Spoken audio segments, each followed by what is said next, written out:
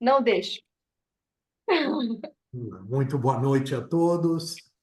Hoje, dia 29 de julho, e nós estamos retomando o grupo de leitura. Acabamos de fazer a leitura da Biologia da Crença, do Bruce Lipton, né? E foi escolhido por unanimidade aí a Profecia da Crença do James Redfield. Redfield, isso mesmo. Só dando uma explicação rápida para quem está chegando agora, nossos encontros são quinzenais, né? Então, o próximo encontro será não na outra segunda-feira, né? Daqui 15 dias, na verdade. Começam sempre 8 horas e a gente procura terminar 9h30. Eu acho importante falar isso para que as pessoas que tenham compromissos, né, saibam do horário. Às vezes estica um pouco, dependendo do grupo estar no embalo, né? Mas o horário normalmente é 9h30 que a gente termina. E sempre, hoje, por exemplo, nós já vamos definir pelo menos duas pessoas que vão fazer a leitura na próxima semana, tá? Hoje, como é a primeira vez, né, nós não havíamos apontado ninguém, tá? Eu separei aqui algumas coisas para estar lendo e falando com vocês, mas se a gente vê que o tempo nos permite e tiver alguém querendo iniciar a leitura do livro, a gente vai fazer isso. Antes de mais nada, alguém tem alguma pergunta a fazer, alguma dúvida, algum comentário que queira ser feito nesse momento? Porque eu não sei se todos conseguiram ler, né? Quem já estava aqui no grupo sabe disso. A gente normalmente lê um trecho e aí para que se possa conversar sobre aquele trecho, para que a gente possa respeitar, né, cada um e todos que queiram falar, a gente pede para levantar a mãozinha, né? Aqui no Zoom tem aquela área ali de reação, né, onde você pode levantar a mão. Se alguém tiver com dificuldade de achar essa área aí, levanta a sua mão que eu vejo daqui, e aí vou dando a chance de cada um falar de acordo com quem levantou a mão primeiro, enfim. Quando a gente tiver no decorrer da leitura, né, aí eu peço para deixar os microfones fechados, né, para que a gente possa ouvir bem a leitura. E quando a gente interrompe e faz os comentários, aí todo mundo pode abrir o microfone e a gente conversar. Uma outra coisa que eu coloquei ali naquela postagem fixa também é que às vezes as pessoas costumam escrever no chat, não tem problema, pode escrever, mas escrever no chat não vai dar prioridade em comparação a quem está na sala levantando a mão, tá? Aquela sensação, lembra quando a gente ia no banco, às vezes, conversar com o gerente, aí você ficava esperando para conversar com ele. Aí você sentava na mesa dele, a hora que você sentava na mesa, ele atendia o telefone. Aí ele ficava 10 minutos no telefone e você sentado na mesa dele esperando para falar, né? Então, aqui quem tem prioridade é aquele que levantar a mãozinha, que está presente na reunião, é quem a gente vai priorizar para conversar. Bom, quando eu sugeri para esse grupo nós lermos a Profecia Celestina, foi porque um belo dia eu estava catalogando os meus livros, eu gosto muito de ler, tenho bastante livro, enfim, e peguei então todos os livros, e quando chegou na vez dele, é um livrinho que já está bem velho, ele é de 94, na verdade, então está fazendo 30 anos, né, que esse livro foi escrito. E eu falei, pô, eu vou ler de novo esse livro. E quando eu comecei a ler, eu tive a exata impressão que o livro tinha sido escrito naqueles dias, né? Falei, nossa, como é atual o que esse autor está trazendo nesse livro que foi escrito há 30 anos atrás. Essa foi a primeira sensação. Na sequência, o pior.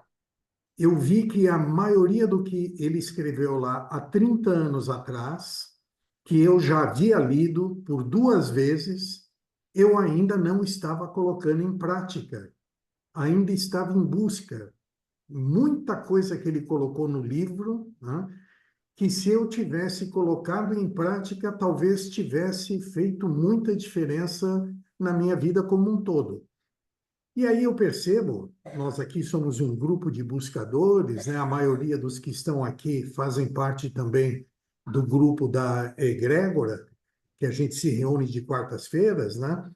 E eu percebo que a maioria de nós tem essa dor, né?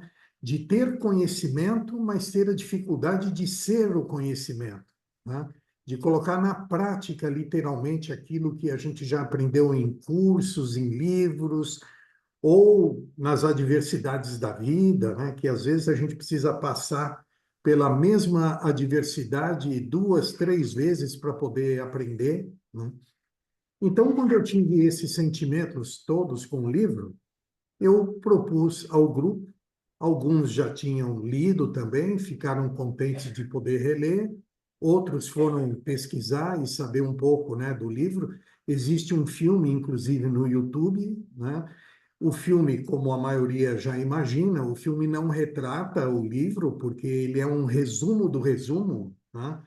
É, com certeza, quem já leu o livro e vai assistir o filme, vai numa expectativa de conseguir ver no filme tudo que recebeu do livro, né? E não consegue. Ele é um filme bem feito, ele pincela todos os assuntos, mas ele é bem mais superficial do que a leitura do livro, né?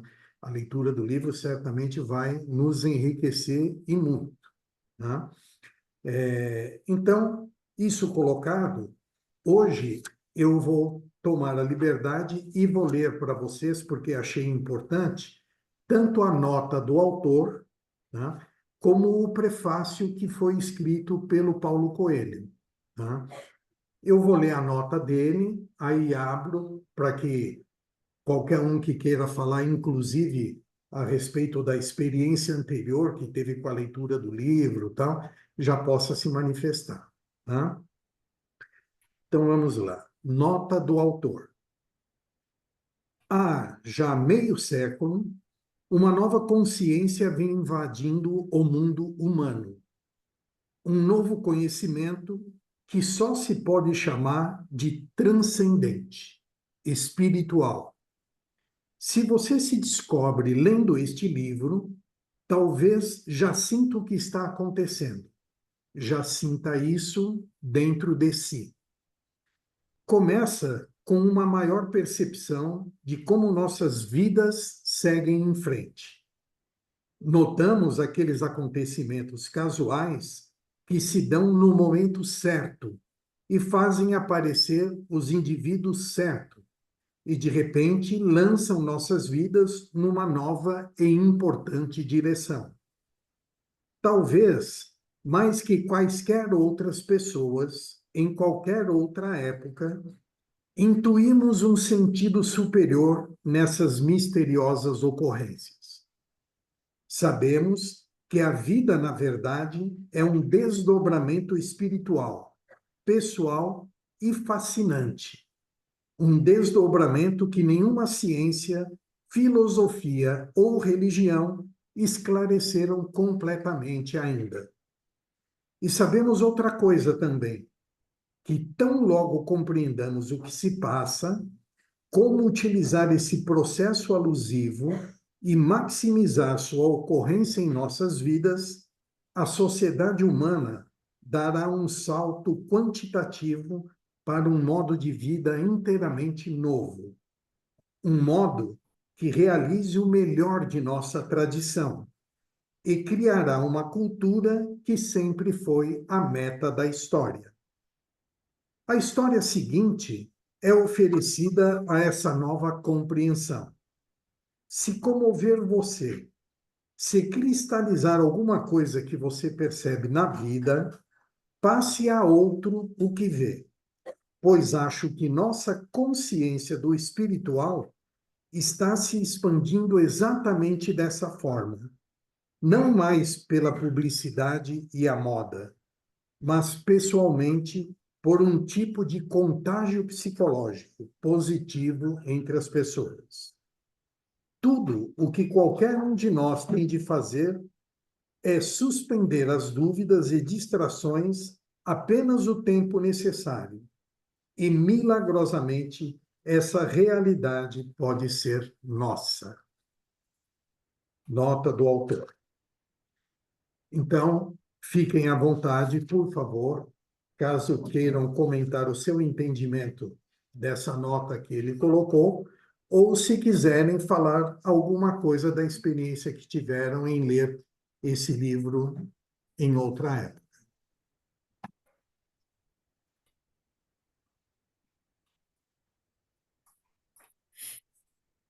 Bom, enquanto vocês vão esquentando a mente de vocês, né, ele procura colocar aqui nessa nota a sensação que leva ao primeiro capítulo do livro, que é a massa crítica, né? Ele está procurando colocar para nós como tem aumentado o grupo de pessoas que estão é, buscando e entendendo esse novo processo científico, espiritual e religioso que a humanidade vem vivendo. E qualquer que seja a fé ou a filosofia que qualquer um de vocês siga, vocês já devem ter ouvido expressões assim: estamos entrando numa nova era, estamos encerrando um ciclo e iniciando um novo ciclo, estamos passando por um momento de transformações da humanidade, né? E isso é a base que ele começa nesse romance filosófico espiritual, né? Procurando mostrar que a sociedade está, então, compreendendo que vive hoje um momento de transformação, buscando compreender essa transformação e buscando entender, inclusive, quais são os acontecimentos que estamos nos levando a ela. Então, vocês vão perceber que uma das coisas que ele aborda nesse primeiro capítulo é sobre a sincronicidade. Hoje chamamos de sincronicidade, né? Ele falava muito das coincidências, né? Então, que tudo é energia e o efeito que essa energia tem sobre nossas vidas.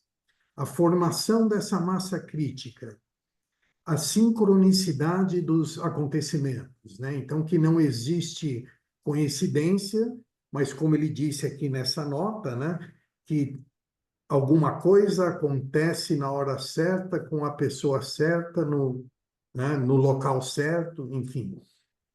E ele também, vocês vão perceber que ele vai abordar muitos relacionamentos, né?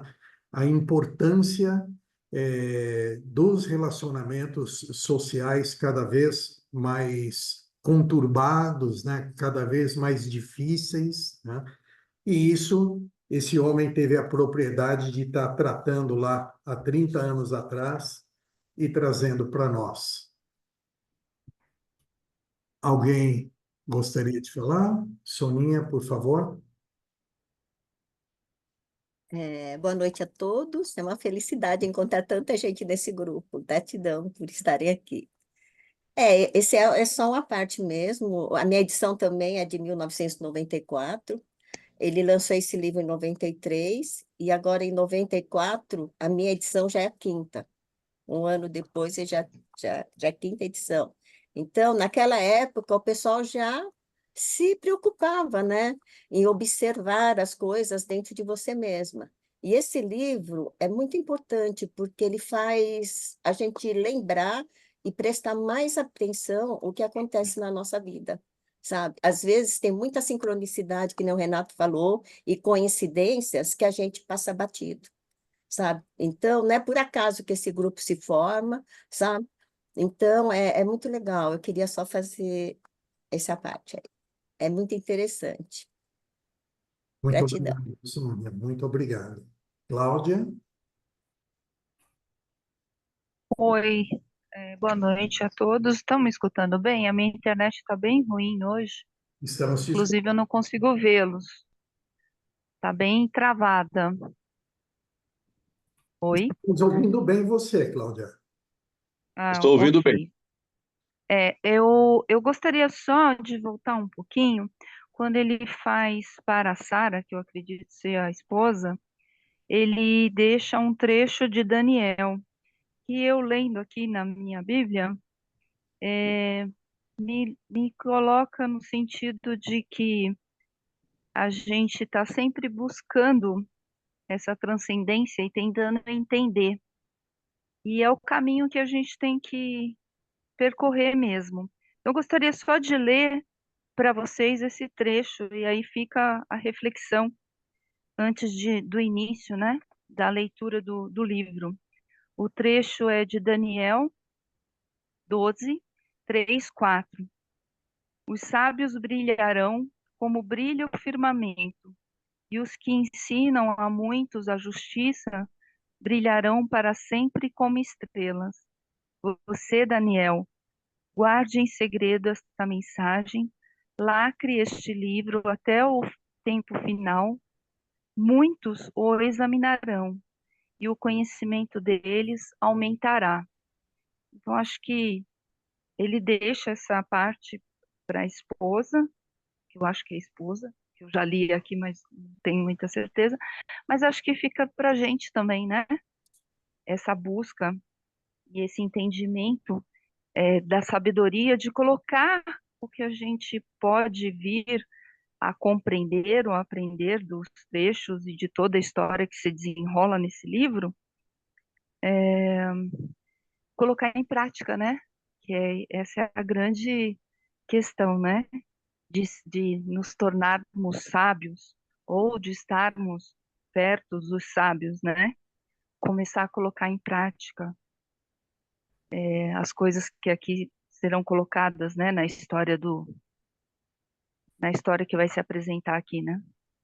É isso. Legal, Cláudia. Antes de passar para o Carlos, eu vou compartilhar com você que eu também fiquei em dúvida se a Sara aí é a esposa dele ou não, porque nos É, agradecimentos ele coloca assim, e acima de tudo a minha mulher, Seile. Então não sei então se acho que Seile não é, não. seria uma Sara amorosa, sei lá, mas fiquei realmente com essa dúvida aí, depois a gente descobre. É, E nós sim, estamos falando, né, que há 30 anos esse homem vem falando aí sobre o compartilhar esses sentimentos, mas você acaba lendo um trecho aqui de Daniel, né, que fala de multiplicar, né, o conhecimento. Então, é muito mais longa essa busca do homem do que a gente imagina, né? Muito mais longeva. sim, sim.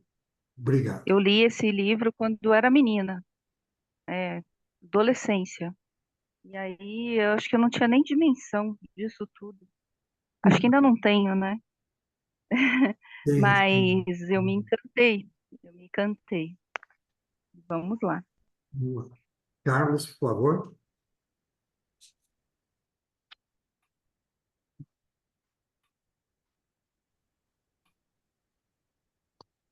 Ah, legal, consegui aqui.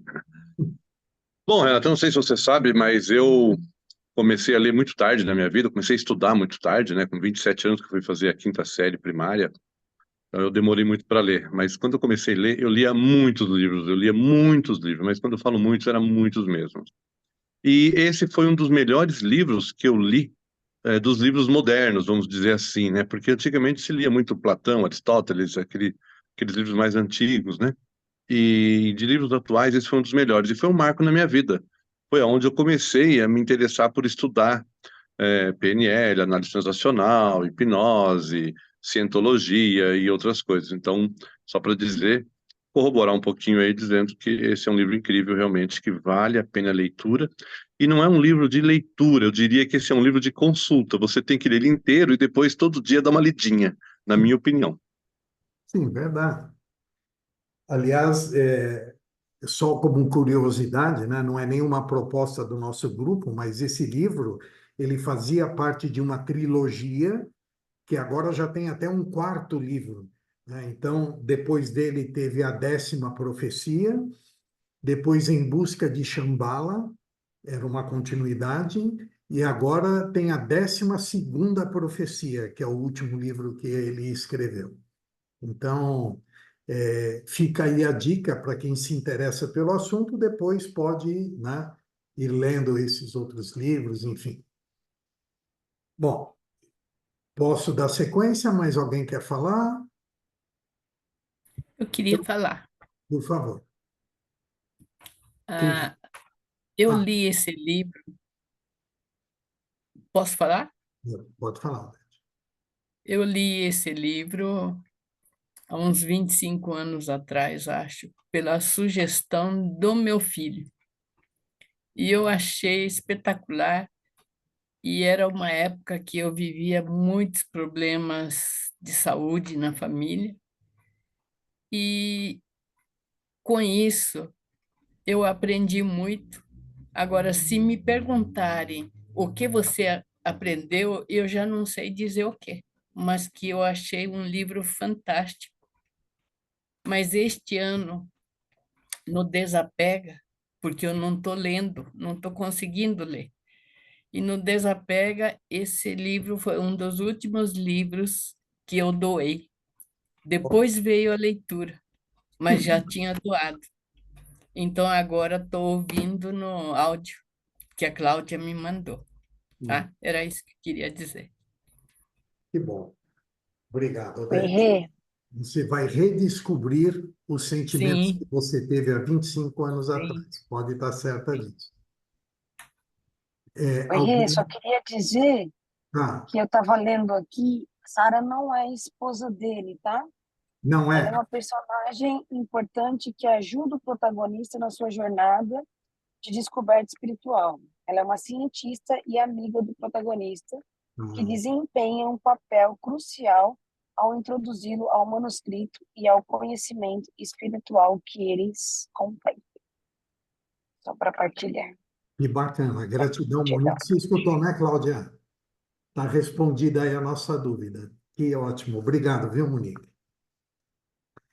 Vamos lá para o prefácio. Engraçado que eu li e eu não lembrava da personagem. É assim, para você ver, né? A gente lê e se perde. Porque eu já tinha lido o livro há um tempo atrás, e agora eu comecei a reler, já estou mais na metade, mas eu não associei a Sarah personagem, né? Ou pessoa, Não, mas a a própria Sara pessoa. que a Monique está dizendo é uma personagem real, da vida real dele, que foi muito importante para o estudo dele. Se é a mesma que ele colocou no livro, é outra história, mas É, Exatamente. essa não sei, é. do agradecimento aqui, que é a Sara. Até mesmo porque ela tem o mesmo sobrenome dele, né? Hum, tem o mesmo sobrenome dele? Ah, Sarah Virginia Hatfield é provavelmente uma irmã, alguma coisa assim. Mas vamos lá. O prefácio, então, pelo menos dessa edição que está nas minhas mãos, é do Paulo Coelho. Tá?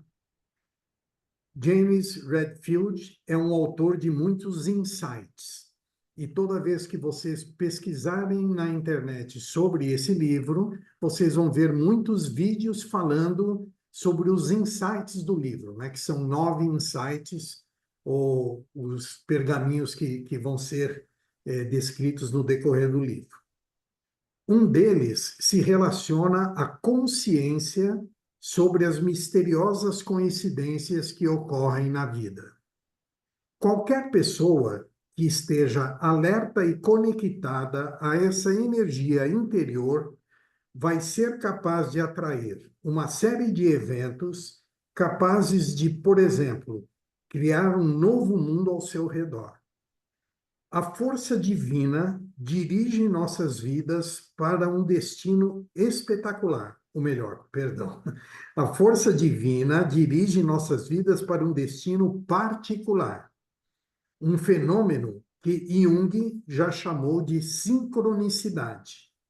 E essa percepção nos dá uma nova consciência na vida. Aqui estou falando de vida mesmo, vida diária, cotidiano, acordar, trabalhar, dormir. Os alquimistas afirmam que o universo conspira a nosso favor. É verdade. Isso é estar afinado com o primeiro insight proposto por Redfield.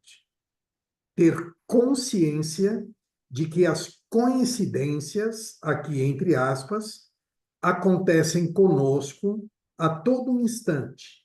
É o primeiro passo para que elas passem a acontecer cada vez mais. Se estou aqui escrevendo esse texto sobre um autor com quem me identifico, não é uma simples coincidência. Tivemos um caminho parecido, pelo menos no início, eu e Redfield. Ele no sul dos Estados Unidos, onde trabalha e vive até hoje, eu em Copacabana, Rio de Janeiro, Brasil. Para que as pessoas lessem o meu livro, eu ia nas livrarias, conversava com elas, trabalhava para que as coisas acontecessem. Não há outra forma de qualquer coisa acontecer. Até que o movimento começa a se expandir e se amplia, ganhando rumos extremamente gratificantes. Assim aconteceu com Redfield. Logo que ele lançou A Profecia Celestina, seu livro de estreia, lançado discretamente, o livro passou de mão em mão, de amigo para amigo, e das pequenas livrarias dos Estados Unidos, se tornou um grande sucesso nas cidades americanas. Daí para o mundo é um passo. Qual o mistério? Como explicar o caminho de um livro que, pelo menos aparentemente, se faz por si mesmo? Existem qualidades indispensáveis que tornam esse livro especial, saboroso, gostoso de ler. Isso é importante, sim, e muito. A Profecia Celestina é um romance. Conta uma história de aventura, uma parábola sobre a procura de um velho manuscrito. Dá vontade de ler sem parar, de mergulhar no espírito de aventura do livro, de acompanhar esta saga com prazer. Um manuscrito é encontrado nas florestas do Peru, contendo 9 visões ou insights, que revelam segredos sobre o nosso mundo. O leitor, a cada capítulo, conhece uma dessas visões, recebendo um ensinamento.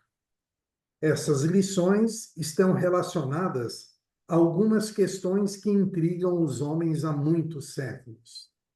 Quem somos nós? O que é espiritualidade? O que significa estar vivo? Há alguns anos, vem se ampliando o interesse das pessoas por uma vida mais espiritualizada. Não estamos falando de religião ou de teologia no seu sentido estrito, mas de uma consciência, uma conexão com a realidade divina. Essa é uma de nossas potências. Com essa convicção, somos mais capazes de nos integrar ao mundo e crescermos com alegria. As visões apresentadas por Redfield provocam, em cada homem e mulher, o aumento dessa consciência, a valorização de uma cultura espiritual na Terra.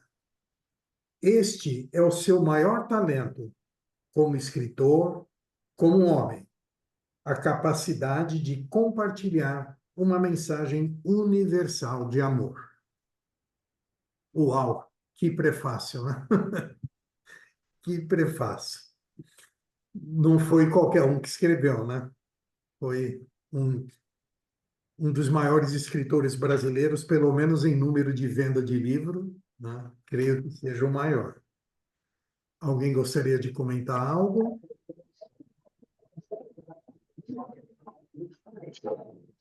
Cristiane Ferreira, chegou agora, seja muito bem-vindo.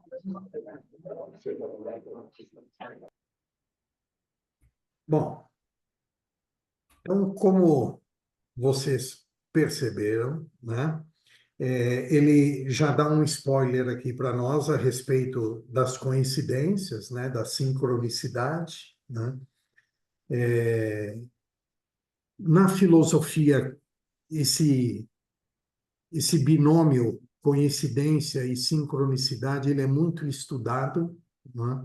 Se fala muito sobre isso, e não é por coincidência que eu dei esse testemunho. A Odete falou a mesma coisa, a Cláudia falou a mesma coisa, a Sônia, todos nós já passamos por esse livro e agora começamos a nos dar conta, né, de que vimos muita coisa nele que fez a gente gostar, mas a gente nem lembra direito o que foi, né?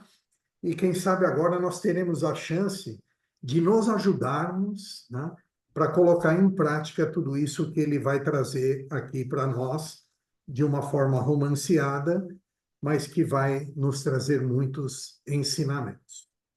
Então, como temos tempo para isso, eu vou convidar quem quiser iniciar essa leitura. Nós vamos ler o capítulo Massa Crítica até a página 9. Tá? Quem gostaria de estar fazendo essa leitura hoje, assim, de bate-pronto? Pode ser eu, Renato. Tá. Então, Só uma coisinha, Renato. Duas coisas. Primeiro, eu estou com a 17ª reimpressão do livro, não tem essa parte que você leu do Paulo Coelho, e a paginação também é outra, tá bom?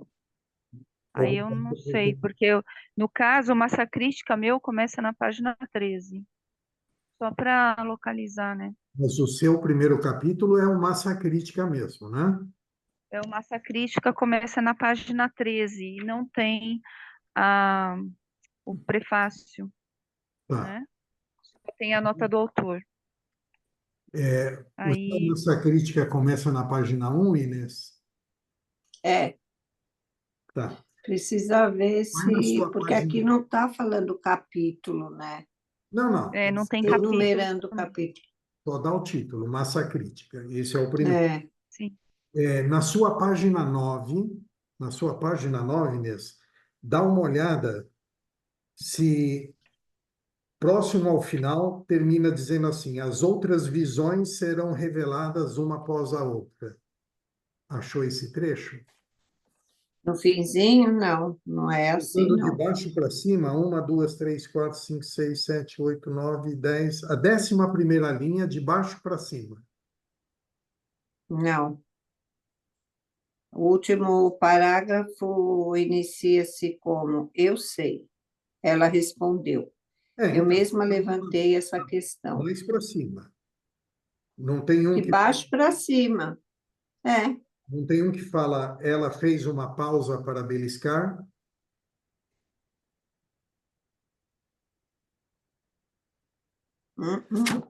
Você tem esse eu sei. Antes dele é o sabe. É na 10ª linha, Inês, antes do final da página 9. Ela fez uma pausa para beliscar, tem. Ela tem. Quando atingirmos as outras visões, é isso. Antes de ela fez uma pausa, ele termina assim: as outras visões serão reveladas uma após a outra. Sim. Então, Isso, até aí, tá certo. tá? Aí é que vai terminar a sua leitura. Tá bom? Tá. Então, Tá. por favor. Se no meio da sua leitura você sentir vontade de comentar alguma coisa, você fica à vontade. Tá bom. Massa crítica. Subi até o restaurante, estacionei e me recostei no banco para pensar um pouco. Sabia que Charlene já estaria lá dentro, me esperando para conversar. Mas por quê? Eu não ouvira uma palavra dela em 6 anos. Por que teria aparecido agora, logo agora que eu me isolara na mata por uma semana? Saltei da caminhonete e me dirigi ao restaurante. Às minhas costas, o último fulgor do poente mergulhava no ocidente. lançando clarões de um âmbar dourado sobre o estacionamento molhado.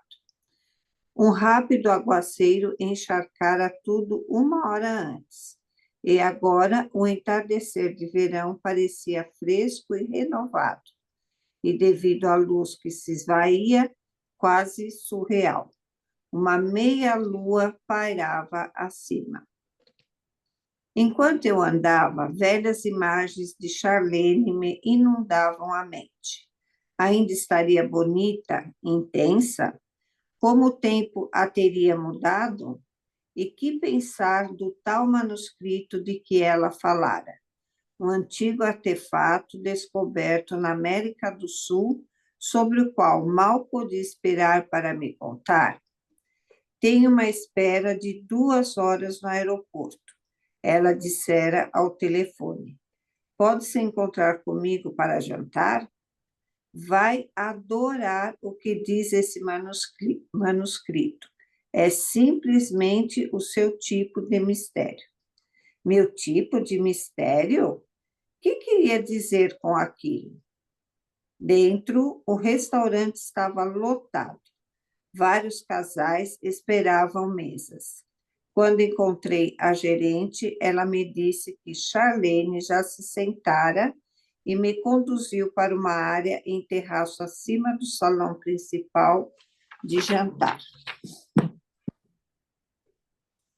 Subi a escada e notei uma multidão em torno de uma das mesas. Na multidão, 2 policiais. De repente, os policiais se viraram, passaram por mim correndo e desceram a escada. Enquanto o resto se dispersava, pude ver por trás dela a pessoa que parecia ter sido o centro das atenções. Uma mulher, ainda sentada à mesa. Charlene. Aproximei-me rapidamente dela. Charlene, o que é que há? Algum problema? Ela jogou a cabeça para trás com fingida exasperação e se levantou, lampejando seu famoso sorriso. Reparei que talvez tivesse o cabelo diferente, mas o rosto era exatamente como eu lembrava. Traços delicados, boca grande, uns olhos azuis imensos. Você não vai acreditar, disse ela, puxando-me num abraço amistoso. Fui ao banheiro há alguns minutos e, enquanto estive ausente, alguém roubou minha pasta. O que tinha dentro dela?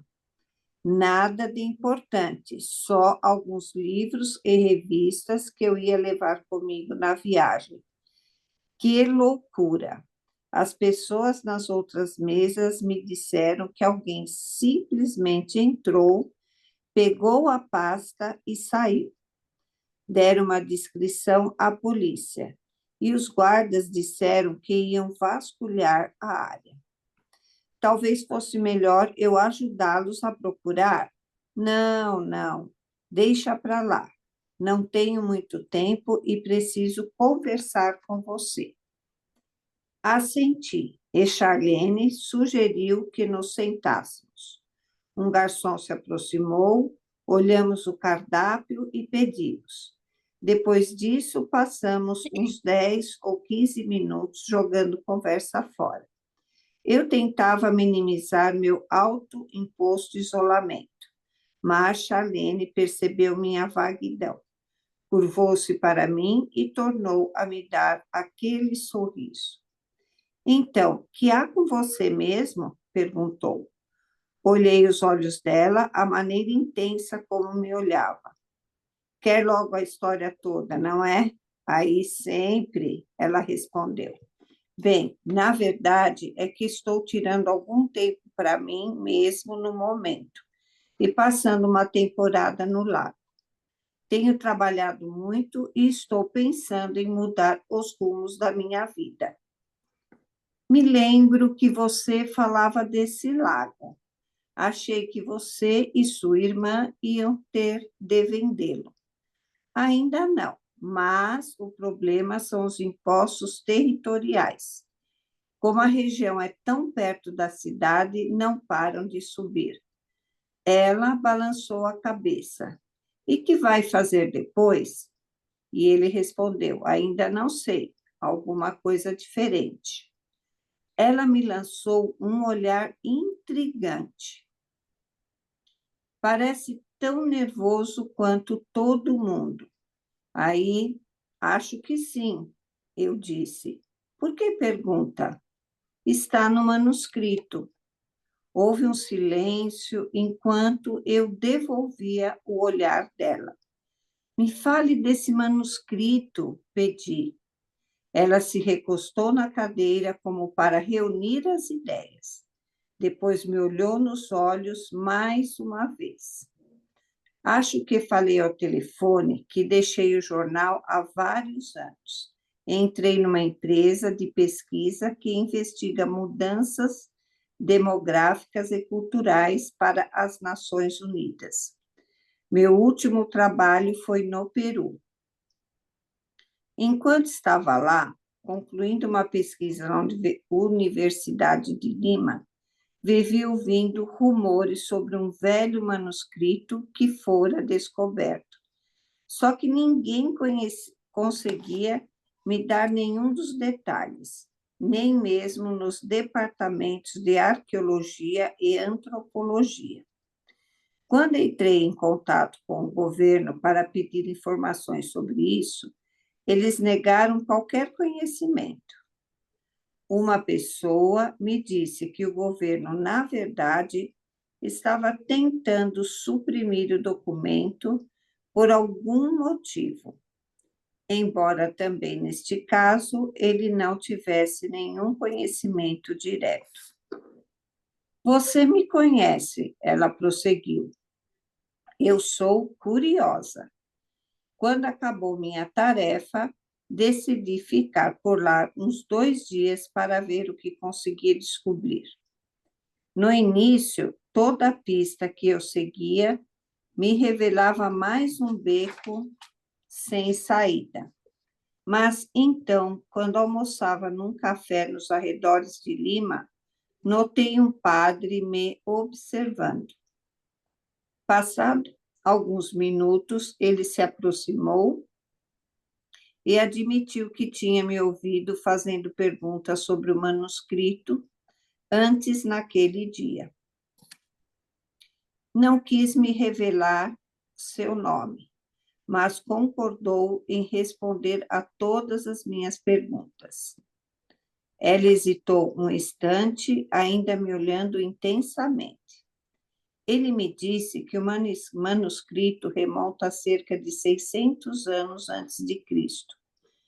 Prevê uma enorme transformação na sociedade humana. Aí ele pergunta, a partir de quando? Perguntei. Das 2 últimas décadas do século XX. Agora? Agora. Que tipo de transformação deve ser? Perguntei. Ela pareceu embaraçada um instante, depois respondeu com energia. O padre me disse que é uma espécie de renascer da consciência que se dá muito devagar. Não é de natureza religiosa, mas espiritual.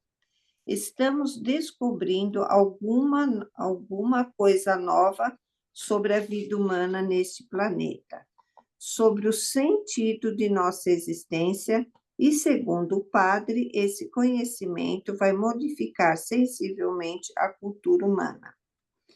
Ela fez uma nova pausa, depois acrescentou. O padre me disse que o manuscrito se divide em partes ou capítulos, cada um dedicado a uma determinada compreensão da vida.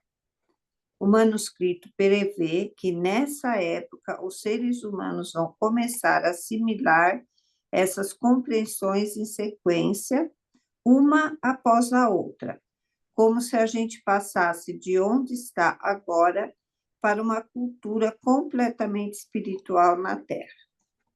Eu balancei a cabeça e ergui uma sobrancelha cinicamente. Você acredita mesmo nisso? Bem, ela respondeu, eu acho. Olhe em volta, interrompi, apontando as pessoas sentadas no salão abaixo de nós. Esse é o mundo real. Vê alguma coisa se modificando aí? No momento em que eu dizia isso, ouviu-se uma observação furiosa numa mesa junto à parede mais distante. Uma observação que não consegui entender, mas que fora bastante alta para emudecer todo o salão. A princípio, achei que o distúrbio era outro roubo, mas depois percebi que era só um bate-boca. Uma mulher, aparentando uns 30 anos, levantou-se, encarando indignada o homem sentado do outro lado da mesa. Não, berrou. O problema é que esse relacionamento não está saindo do jeito que eu queria. Entende? Não está saindo. Recompôs-se, jogou o guardanapo na mesa e foi-se embora. Charlene e eu nos fitamos, chocados com o fato de a explosão ter ocorrido no mesmo instante em que discutimos as pessoas abaixo de nós. Por fim, ela indicou com a cabeça a mesa onde o homem ficara sozinho e disse, é o mundo real mudando. Como? Perguntei, ainda desconcertado. A transformação está começando com a primeira visão. E, segundo o padre, essa visão sempre aflora inconscientemente, a princípio, com uma profunda sensação de inquietação. Inquietação? Que é que estamos procurando? É exatamente isso. No início, não temos certeza. Segundo o manuscrito, estamos começando a vislumbrar uma forma de experiência alternativa. Momentos em nossas vidas que parecem, de algum modo, diferentes, mais intensos e inspirados. Mas não sabemos o que é essa experiência, nem como fazer com que dure. E quando ela termina, somos deixados insatisfeitos, inquietos com uma vida que, mais uma vez, parece comum. Você acha que era essa inquietação que estava por trás da raiva da mulher? Aí ela responde, acho que sim. Ela é como todos nós. Estamos todos em busca de maior realização em nossas vidas e não toleramos nada que pareça nos puxar para baixo. Essa busca inquieta é o que está por trás da atitude de primeiro eu, que caracterizou as últimas décadas e está afetando todo mundo, de Wall Street às gangues de rua. Ela me olhou diretamente. E quando se trata de nossas relações, nós ficamos tão exigentes que as estamos tornando quase impossíveis. É um tema que é sempre atual, né? Agora e sempre. Então, a sensação que eu tive foi exatamente essa. Falei, nossa, hoje não está diferente disso. Porque eu acredito que, na verdade, a massa humana, né, nós que estamos nos trabalhando para nos tornar humanos, realmente estamos sob as mesmas leis, né, os mesmos sentimentos, e nós não somos diferentes, né? Então, talvez a primeira resposta, que a primeira observação é justamente entender que todos nós estamos assim, nessas condições. E o que vai diferenciar é como a gente age, né, perante essa raiva, né, essas perguntas e sem saber. Então, eu acredito que torna as coisas um pouco mais livres quando a gente acredita que somos iguais e que pela observação aqui vamos fazer diferente, né? Agir diferente. E só uma coisa, Inês. Observem, né, que nessa primeira parte ele já coloca para nós que atrás de impedir ou de atrapalhar que conhecimentos mais profundos cheguem a nós, eles envolvem os políticos, a igreja, né? Então, já nesse capítulo vai mostrando, ó, tem uma coisa interessante, contando coisas que poucos de nós conhecemos, mas a política já está querendo tirar isso de circulação, a igreja acha que é perigoso que isso seja de domínio público, enfim. Então, por enquanto, não mudou, né? É o retrato do que a A sociedade. dica de nada. Eu falo que a gente que tem essa percepção de que algo está além, e que todos nós, qualquer ser humano, precisa e merece, né, alcançar um conhecimento para se transformar, para melhorar. A gente tem que ir trabalhando junto, como a gente faz aqui, né? É um estudo, um bate-papo, mas que toda essa isso fica no éter, né? Esse conhecimento ele fica e a gente pode acessar quando precisar, outras pessoas podem acessar, é como se a gente estivesse buscando, né? Esse conhecimento e trazendo para mais próximo das pessoas, vai tornando mais viável algo que antes, né, você pensava, é o político que tem que dar, o governo que tem que dar, é a religião que tem que dar, não. É a gente que tem que ir atrás mesmo, porque ninguém vai dar nada, não. Sem contar, né, Inês e Renato, é o ego das pessoas também, né? Que É, interfere muito nessas causas, né? O ego das pessoas é muito forte, né? sim. Nós somos aprendizes, né? E essas pessoas E somos nós. quando... Hã? Uhum. E essas pessoas que a Sônia está comentando somos nós, né? É, sim. Inclusive nós, né? Ainda bem, tem que pensar assim, senão a gente não chega a lugar nenhum. E quando se trata de nossas relações, nós ficamos tão exigentes que as estamos tornando quase impossíveis. Essa observação trouxe de volta a lembrança de meus 2 últimos relacionamentos. Ambos haviam começado intensamente e fracassado um ano depois. Quando voltei a me concentrar de novo em Charlene, ela esperava com paciência. Que é exatamente o que estamos fazendo com nossos relacionamentos amorosos? Perguntei. Eu conversei um longo tempo com o padre sobre isso, ela respondeu. Ele disse que quando os 2 parceiros num relacionamento são exigentes demais, quando cada um espera que o outro viva no seu mundo, que sempre esteja ali tomando parte nas atividades que ele ou ela prefere.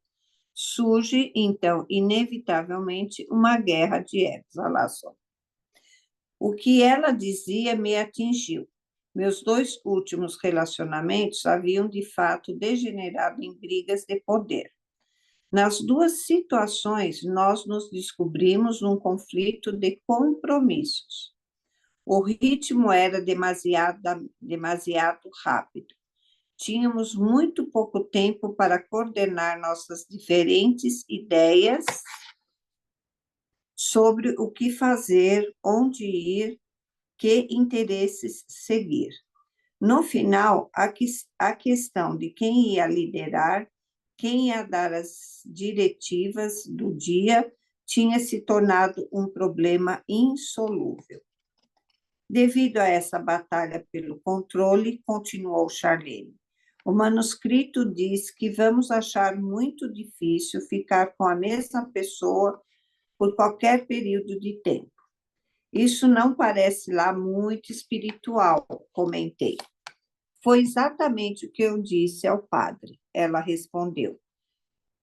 Ele me aconselhou a lembrar que, embora a maioria dos males recentes da sociedade possa ser identificada com essa inquietação e busca, o problema é temporário e deixará de existir. Estamos finalmente tomando consciência do que buscamos de fato, do que é de fato essa outra experiência mais satisfatória. Quando a compreendermos totalmente, teremos alcançado a primeira visão. Então, é um controle de si mesmo, né? Uma abertura de canal, acho que é a proposta aqui da primeira visão. Nosso jantar chegou e, por isso, fizemos uma pausa de vários minutos, enquanto o garçom servia mais vinho, e para provar a comida um do outro. Quando esticou o braço até o outro lado da mesa para tirar um naco de salmão do meu prato, Charlene franziu o nariz e deu um risinho. Compreendi como era descontraído estar com ela. Tudo bem, eu disse, que é essa experiência que estamos buscando, que é a primeira visão. Eu vou ler outra vez. Tudo bem, eu disse, que é essa experiência que estamos buscando, que é a primeira visão. Ela hesitou, como insegura de como começar. É difícil explicar, disse, mas o padre pôs as coisas assim. Disse que a primeira visão ocorre quando nos tornamos conscientes das coincidências em nossas vidas. Curvou-se para mim. Alguma vez você já teve um palpite ou intuição sobre uma coisa que quisesse fazer? Um rumo que quisesse dar à sua vida? E se perguntou como isso poderia ocorrer? Então, depois de quase ter esquecido o assunto e se concentrado em outras coisas, de repente encontrou alguém, ou leu alguma coisa, ou foi a algum lugar que levou àquela mesma oportunidade que tinha vislumbrado. Ou seja, aqui que não há coincidência. Muitas vezes a gente tem alguns insights, de repente a gente está aqui, se vê fazendo outra coisa, e quando você vê, realmente você acaba fazendo aquilo, ou aquilo que você pensou acaba vindo até você, ou você indo até aquilo, que eu acho que é até um pouco o caso dele, né? Coincide, ele está recebendo essa revelação no momento que ele está disposto a mudar alguma coisa na vida dele.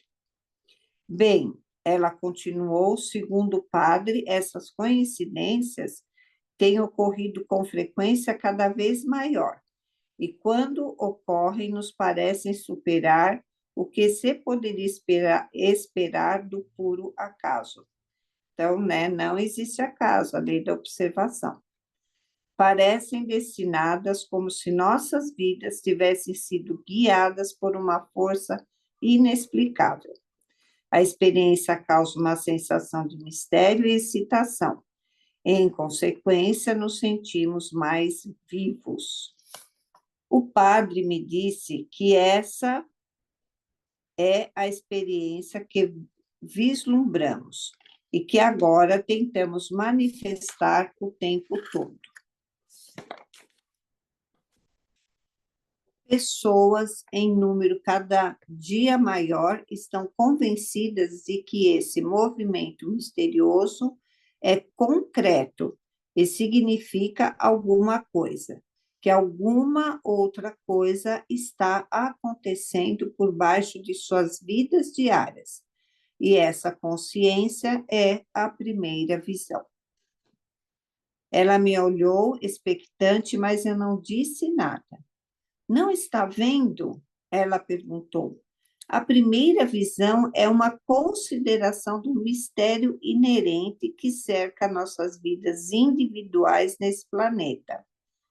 Olha só aquilo que eu falei sobre a individualidade. Estamos experimentando essas coincidências misteriosas e, mesmo não as compreendendo ainda, sabemos que são reais. Estamos sentindo de novo, como na infância, que existe um outro lado da vida que ainda temos de descobrir. Alguns outros processos atuando nos bastidores. Charlene se curvava mais para mim, gesticulando com as mãos ao falar. Está mesmo envolvida nisso, não está? Perguntei. Eu me lembro de uma época, ela disse com firmeza, em que você falava desse tipo de experiência. O comentário dela me sacudiu. Tinha razão. Houvera um período em minha vida em que eu experimentara de fato essas coincidências e até mesmo tentara compreendê-las psicologicamente. Em algum ponto ao longo do percurso, minha opinião mudara. Por algum motivo, passara a encarar essas coincidências como imaturas e irreais, e deixar até mesmo de notar. Olhei diretamente para Charlene e disse na defensiva: provavelmente eu andava lendo filosofia oriental ou misticismo cristão naquela época. É isso que você lembra. De qualquer modo, já se escreveu muito sobre o que você chama de primeira visão, Charlene. Qual é a diferença agora? Como uma percepção de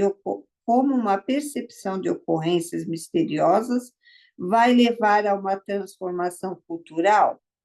Charlene baixou o olhar para a mesa um instante e tornou a erguê-lo para mim.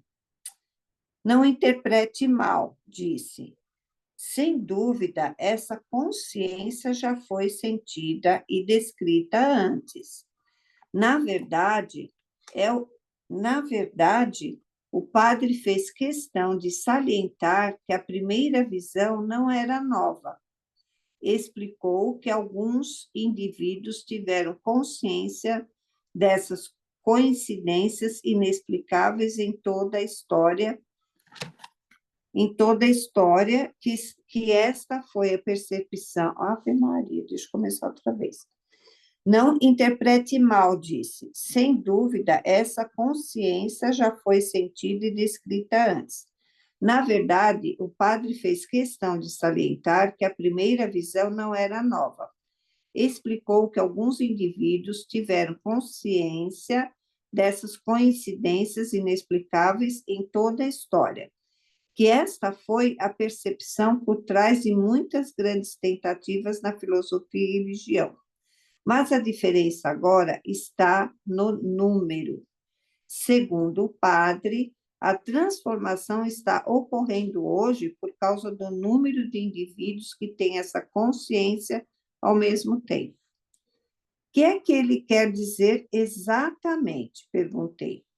Ele me disse que, segundo o manuscrito, o número de pessoas conscientes dessa consciência ia começar a aumentar sensacionalmente na sexta década do século XX, e que esse aumento ia continuar até um determinado momento do século seguinte, quando atingiríamos um nível específico desses indivíduos, um nível que eu concebo como uma massa crítica. O manuscrito prevê, ela prosseguiu, que assim que atingirmos tal massa crítica, toda a cultura começará a levar essas experiências coincidentes a sério. Vamos nos perguntar em massa que processo misterioso está por baixo da vida humana neste planeta. E será esta pergunta, feita ao mesmo tempo por um número suficiente de pessoas, que me permitirá que as outras visões também venham à consciência. Pois, segundo o manuscrito, quando um número suficiente de indivíduos perguntar a sério o que ocorre na vida, começaremos a descobrir. As outras visões serão reveladas, uma após a outra. Ela fez uma pausa para beliscar um pouco de comida. E quando atingirmos as outras visões, perguntei, a cultura mudará? Foi isso que o padre me disse, ela respondeu. Olhei-a por um instante, pensando na ideia da massa crítica, e depois disse, sabe, tudo isso me parece de uma incrível sofisticação para um manuscrito escrito no ano 600 a.C. Inês? Eu sei, ela respondeu. Eu mesma levantei essa questão, mas o padre me garantiu que os estudiosos que Inês? primeiro traduziram o manuscrito estavam absolutamente convencidos de sua autenticidade, sobretudo porque foi escrito em aramaico, a mesma língua em que foi escrita grande parte do Velho Testamento. Inês, você não está me ouvindo? Eu ouvi alguma coisa, mas estava acabando o capítulo, eu falei, eu vou. Não dá para parar de ler, né, Inês? Já era para ter parado lá desde as outras visões serão O reveladas uma manuscrito? após outra. Ah, Por desculpa, que amor. pare. Não dá para parar de ler, a gente já Tem, entendeu. tem que falar assim, pare agora. Tá bom, tá bom. Gratidão. Ah, então, assim, na verdade, né, a gente vai estudando e vai conversando e vai. E eu penso meio assim mesmo, né, que eu sinto, na verdade, isso. Primeiro que o ser humano ele está ganhando uma individualidade no sentido de responsabilidade, de consciência, que embora a individualidade dele, na verdade, é aquela ferramenta, né? Aquele poder que cada um de nós traz como semente, e está sendo o momento agora da gente aprender a usar. Então, eu penso que essa primeira visão é mais ou menos assim. E como eu falei aqui,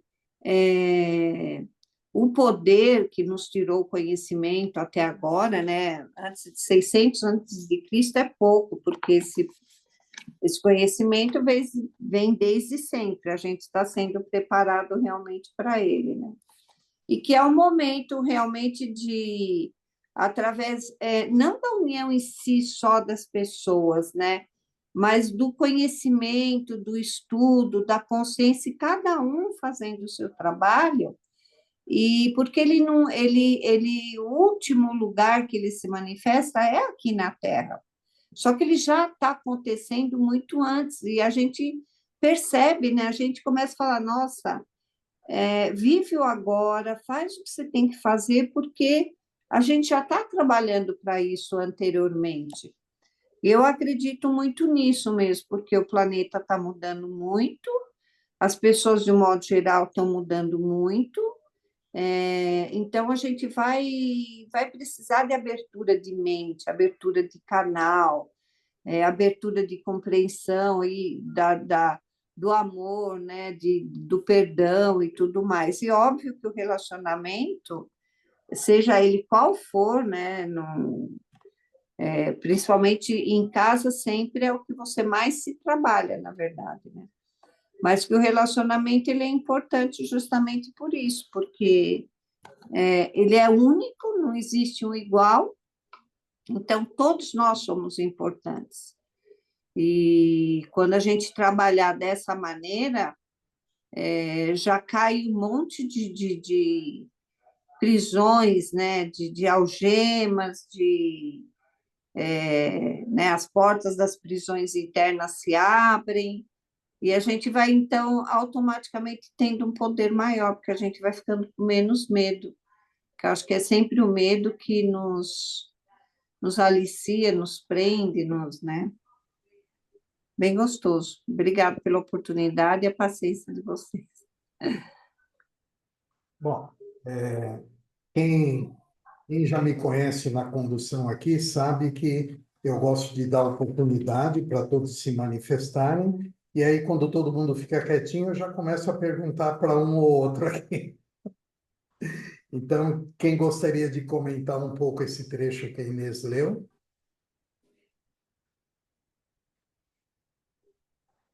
Então, Patrícia, você é a primeira a ser escolhida por ser uma mulher que trabalha muito com a espiritualidade e a psicologia humana. Eu sabia que sincronicidade, né? Né? Sincronicidade. Ai, ai, gente. Bom, olha, isso é um chamado, né? Eu vejo como um chamado. Ele escreveu há 30 anos atrás, mas isso já vinha antes dele, como a Inês falou, né? Que desde que isso vem antes da Inquisição, na verdade, né? Que tentaram nos colocar nos engessar, né? Fazer todo mundo dançar para a direita, todo mundo dançar para a esquerda. Eu gostei muito, né? Eu não tinha lido, é um conhecimento novo para mim essa leitura, mas tudo que ele fala e tudo que você já iniciou a leitura, né? Falando da nota do autor e que a Cláudia trouxe também, perdão, eu não lembro o nome do outro moço também que falou da leitura que ele também já leu o livro, e você, e a Inês, né? E a Soninha.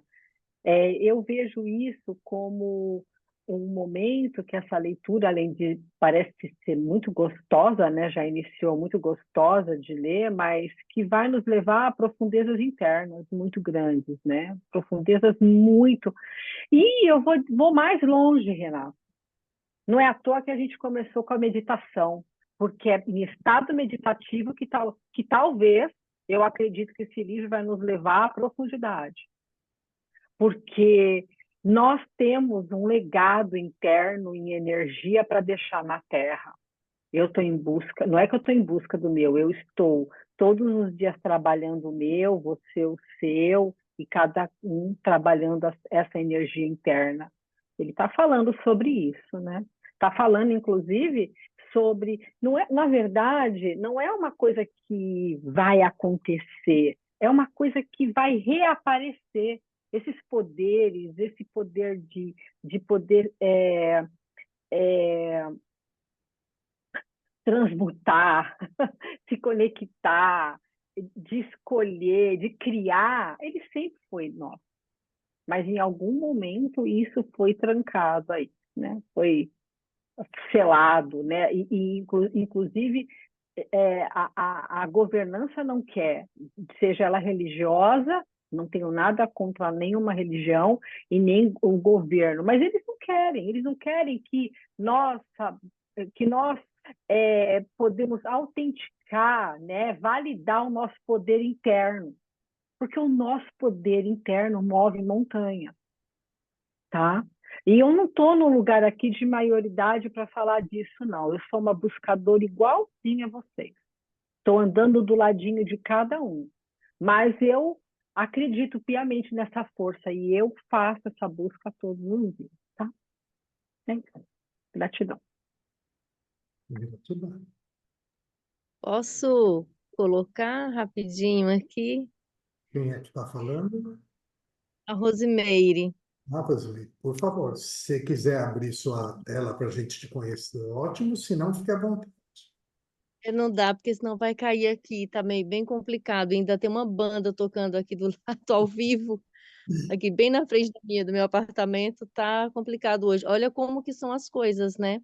Tudo conspirando para que eu não entrasse hoje. Eu falei, eu não posso entrar porque eu não vou poder abrir nada, porque uma banda tocando aqui na frente, é inacreditável um negócio desse. E assim, eu quero agradecer muito a cada um de vocês. Eu sou muito grata a vocês, a espiritualidade que tornou possível esse encontro, porque eu li esse livro há mais de uma década atrás, e nas últimas semanas eu vem voltando na minha cabeça, volta na profecia celestina, pega de novo o livro, vamos refletir. E sinceramente eu fui, aí depois apareceu o convite no grupo. Aí eu falei, cara, realmente faz sentido. Não há coincidência, né? Não há coincidência. Então, assim, eu estou muito grata à oportunidade, porque eu acho que as coisas têm um momento certo. Então, muito obrigada a todos e a todas. Gratidão, Rosimeire, pelo depoimento. Tenho certeza que muitos de nós têm sentimentos semelhantes ao seu. Mais alguém gostaria de falar? Eu quero fazer uma analogia aqui, porque ele está falando, né, da formação da massa crítica, né, não crítica, da massa crítica, né? E há quanto tempo nós não escutamos coisas como eu e o Pai somos um, o uno é igual ao todo, vós sois deuses, enfim, várias expressões que nos convidam a nos unir, né? O ser humano, ele está sempre segmentando tudo na sociedade, né? E a gente vive numa impressão de que se a minha religião é diferente da sua, se a minha filosofia é diferente da sua, nós não podemos formar essa massa crítica. Mas não só podemos, como devemos, né? Se eu fortaleço a minha fé, a Joana d'Arc é a dela, a Eliette é a dela, o Marcos a dela, enfim, e todos nós conseguimos fortalecer, eu sou o todo e o todo está em nós, isso mesmo, Paty, né? Nós vamos fortalecer o todo. E a proposta que ele nos traz é uma proposta de que a gente preste mais atenção nesses acontecimentos do universo, da natureza, né? Porque a gente leva essas coisas de uma forma, desculpa falar a gente, né? Eu estou falando de uma forma genérica, né? Mas temos uma tendência a olhar essas coisas de uma forma muito superficial, né? E o universo vive dando sinais para a gente. Quantas vezes a gente não se pega dizendo assim, poxa vida, eu tive uma intuição que eu não devia seguir aquele caminho, ou que eu não devia fazer aquilo, fui e fiz, né? Porque a gente se nega a prestar atenção nas entrelinhas, né? Na mensagem subliminar. Então, ele começa nos convidando a fortalecer, né, as nossas crenças, o nosso senso de observação, né, e receber os sinais do universo, né, para conseguir fazer essa leitura mais coesa, mais assertiva, né, da vida. Por favor, Paty. Tem uma coisa muito importante que eu ando observando já há um tempo, né? Que eu acredito muito. Oi? Está aqui, eu te coloquei em Estou destaque. aqui, não caí não, né? Tá? Achei que eu tivesse caído. Não. Que as pessoas estão se confundindo um pouco com o sentir e o pensar, sendo que elas têm que ser leais ao que elas sentem, não o que elas pensam. Por isso que é importante a gente conseguir respirar pelo menos 1 minuto antes de processar o que eu estou sentindo agora neste campo que eu resido, o meu campo pessoal, o todo perante o todo e a terra, né? Lembrando que o coronário conecta ao céu, a sola dos pés conecta à terra. E o pensar, a gente está tão na Matrix, está tudo tão acelerado, está tudo tão para ontem, que a gente esquece que nada é por acaso, que tudo é uma sincronicidade, né? A gente absolutamente hoje, nesse dia, né, dia 29/7/2024, às 20 horas nós entramos aqui dentro, e não é por acaso, gente. Absolutamente nada é por acaso. Nada. Só que um pouco de cuidado e voltar naquele processo respiratório, pelo menos de 1 minuto. Se a gente pôr 1 minuto no relógio, a gente percebe o quanto não é rápido 1 minuto, para você respirar, se conectar com o divino que está dentro de você, para poder processar. Eu queria fazer só essa conotação aí, não tem talvez nada a ver com o livro, mas você falou do sentir, né, de acreditar no todo, mas a partir do meu eu, né? Eu achei interessante eu poder falar sobre isso, tá bom? Gratidão. Nós é que agradecemos, Patrícia.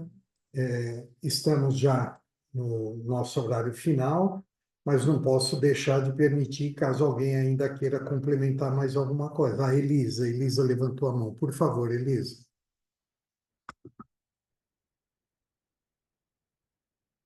Seu microfone está fechado, Elisa.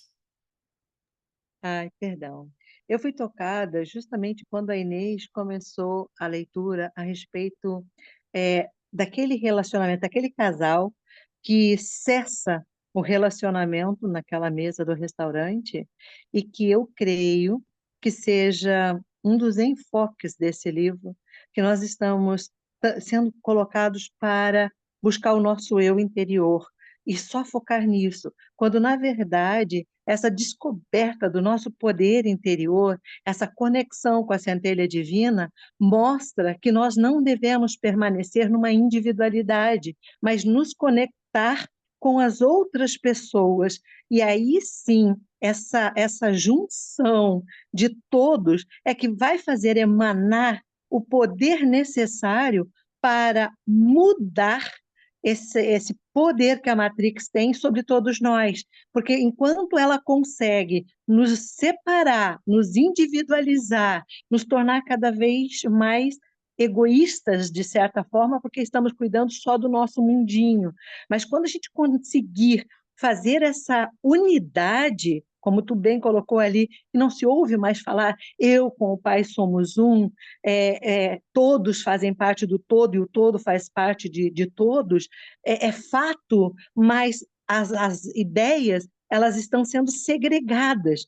Então, no momento que a gente faz uma leitura e que a gente começa a ver como está o nosso relacionamento a partir do conhecimento que nós temos do nosso potencial em dividir com o nosso semelhante e vice-versa, e aí sim a gente tem essa consciência desenvolvida, essa expansão, porque vamos trabalhar no interesse de todos, em que todos serão beneficiados e todos vão crescer, que esse é o objetivo real, mas que estão fazendo com que a gente não tenha esse tipo de raciocínio. Não sei se eu consegui passar claramente aquilo que e fui tocada, né? Esse livro também gostaria de reafirmar, como todos aí, eu já li há mais de 30 anos atrás, logo no lançamento dele, e tinha 20 e poucos anos, não tinha maturidade nenhuma, mas achei fantástico, e como todos já disseram, também não pus em prática as experiências que ele trata, procuro me relacionar, mas a imaturidade e toda essa massa conduzida, porque a gente até reflete, pensa, mas na hora de pôr em prática parece que a multidão está contra e aí tu te sente um pouco, vamos dizer assim, freado, e isso aconteceu muito. Gratidão. Muito obrigado, Elisa. Lindo o teu depoimento. Lourdes, por favor.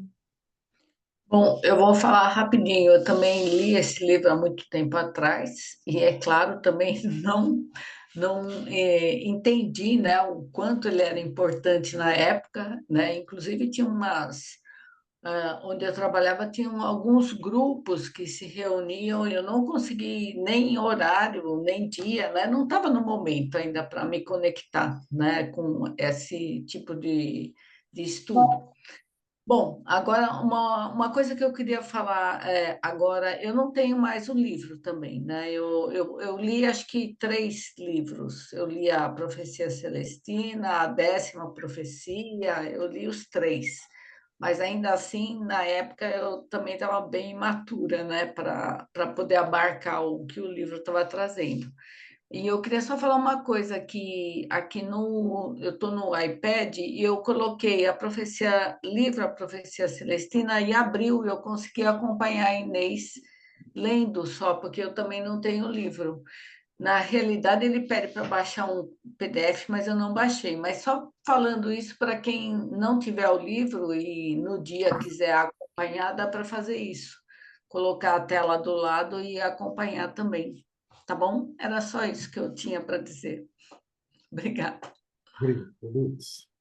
Bom, quem gostaria de se candidatar para a leitura da próxima? Nós faremos o nosso próximo encontro no dia 12 de agosto, tá? Depois a Soninha, que é a nossa secretária, ela coloca no grupo direitinho as páginas que serão lidas, tal, mas vai ser dia 12 de agosto. Quem que gostaria de ler no dia 12? Pode me colocar, Renato. Quem foi? Elisa? Sim, Então, Soninha, anota aí. A Elisa vai começar, então, o que na minha edição seria a página 9, né? Mas foi aonde a Inês parou ali na 15. Ela fez uma pausa para beliscar um Renato, pouco da comida. Oi. Renato, a gente não pode continuar no que você falou, reler essa parte da. Ela fez uma pausa, começar por aqui? Exatamente daí, Tá, né? Ela fez uma é pausa. Lourdes. Aí ela vai até o final do capítulo, Na 22. que está escrito a palavra 3 horas, certo? No livro da Cláudia, a página é 21, da 21 até a 31, Cláudia, É, certo? no meu No PDF é página 15 também, no PDF que apareceu aqui. É que a Cláudia está com outra numeração. então eu estou vendo que é melhor a gente não se preocupar com a numeração, tá? Sim, Então você coloca aqui no capítulo Massa Crítica, tá? E a pessoa que vai ler, no caso a Elisa, é que tem que estar, porque ela vai começar lendo, né? Fez uma pausa, né? Renato, mas assim fica difícil para quem tem livro e se não souber a página. Porque às vezes a pessoa não leu, não está conosco agora e vai pegar depois. Aí ele vai ter que procurar onde está, entendeu? Então é melhor falar Ah, mais ou menos onde está, não é, Renato? Senão a pessoa vai ficar perdida. se você quiser ter. No livro novo, Renato, a gente começaria no finalzinho da 20 e o capítulo termina na 28. Só uma pergunta, Rúbia, só uma pergunta. Essa página 1, a massa crítica, que página que é a sua?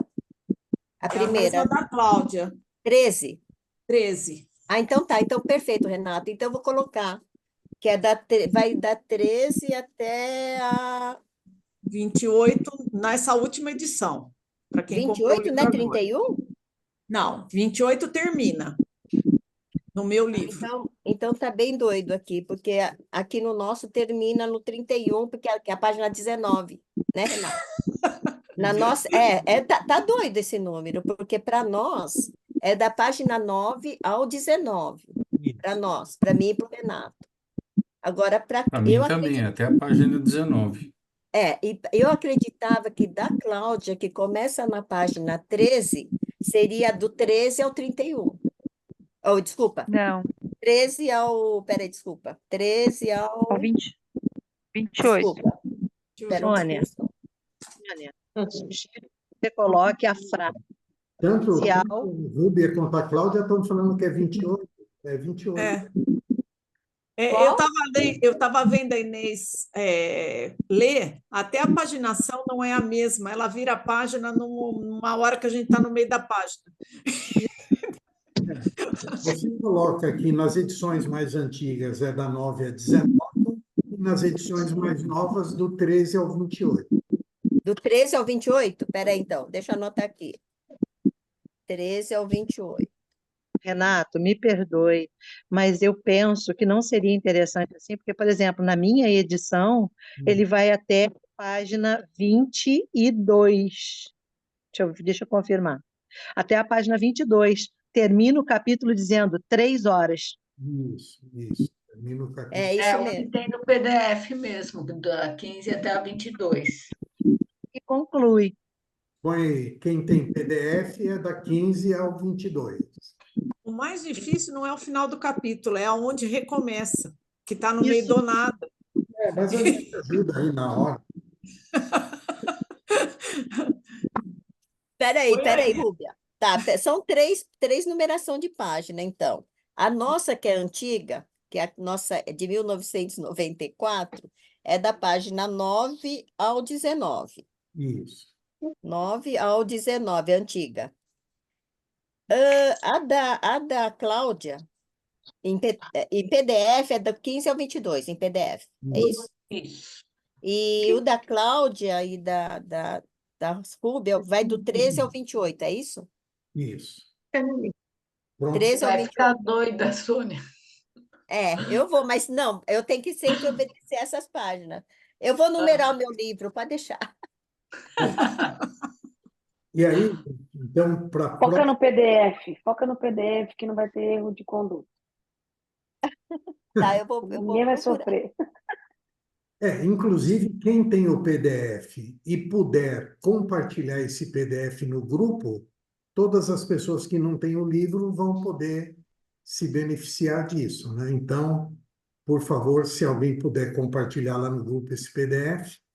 E aí nós vamos fazer o seguinte, como na próxima leitura, né, não vai ter toda essa conversa que eu fiz com vocês no início, nós vamos seguir um palpite da Patrícia e vamos fazer uma pequena meditação no início da nossa leitura na próxima semana. Dessa vez, Legal. eu vou assumir a responsabilidade de fazer, e para as próximas eu vou convidando quem queira fazer a meditação, e a gente começa com 5 minutinhos de meditação, só para a gente entrar no clima. Tá? E a outra tarefa, entre aspas, né, outra proposta que eu vou passar para vocês, num trechinho do que a Inês leu, ele diz assim: alguma vez você já teve um palpite ou intuição sobre uma coisa que quisesse fazer? E ele termina dizendo: e então, depois de quase ter esquecido o assunto e se concentrado em outras coisas, de repente encontrou alguém, ou leu alguma coisa, ou foi em algum lugar que levou a mesma oportunidade que tinha vislumbrado? Então, na nossa próxima leitura, vamos dar a oportunidade para 2 ou 3 pessoas contarem para nós se tiveram um acontecimento desse, ou nesses 15 dias, ou no seu passado, enfim, algum acontecimento que teve uma intuição e que essa intuição fez levar, né, a algum fato concreto, tá? Apenas para que a gente possa ir exercitando e, quem sabe, no final desse livro, nós vamos poder ter o orgulho de dizer que estamos preparados para colocar em prática isso tudo que a gente está recebendo do livro e de nós mesmos. Renato, em que página está esse trecho que você leu? É que o Tico-Teco hoje não está funcionando muito bem aqui. No meu, está na página 7. Tá, obrigada, valeu. Tá. Então, muitíssimo obrigado a todos os amigos e amigas que estiveram junto conosco essa noite. Dia 12 de agosto, então, 20 horas, estaremos juntos novamente. Um beijo no coração de todos. Muito obrigado. E quem veio a primeira vez, espero que continue conosco. Boa noite, Tchau, pessoal. gente. Até dia Gratidão. 12. Boa noite, obrigada a todos. Bye, bye. Tchau, tchau. Até a Boa próxima. noite, Gratidão a beijo. todos. Tchau, boa noite. Beijo. Beijo.